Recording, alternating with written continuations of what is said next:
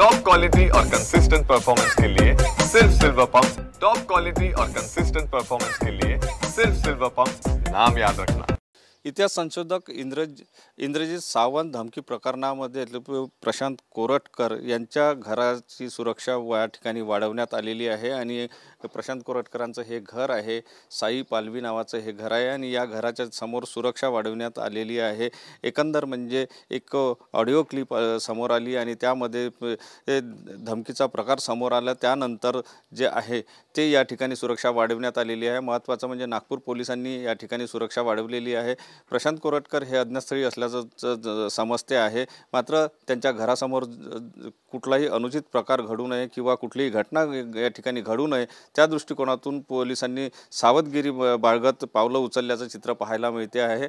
या ठिकाणी 2 होमगार्ड आणि 2 पोलीस जवान अशा प्रकारची सुरक्षा जी आहे ती वाढवण्यात आलेली आहे। तर दुसरीकडे जर आपण बघितलं तर प्रशांत कोरटकर हे आता अज्ञातस्थळी आहे, घरी ते नाही आहेत, मात्र त्यांच्या घरासमोर कुठलाही अनुचित प्रकार घडू नये किंवा काही घटना घडू नये या दृष्टिकोनातून हे सगळे पावलं जे आहेत ती पोलिसांकडून उचलली जात आहे। कॅमेरामन साई सह सुनील ढगे, TV9 मराठी, नागपूर।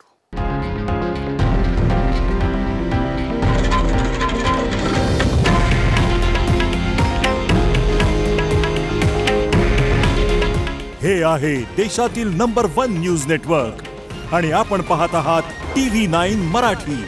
काळजी तुमची, हित महाराष्ट्राचं।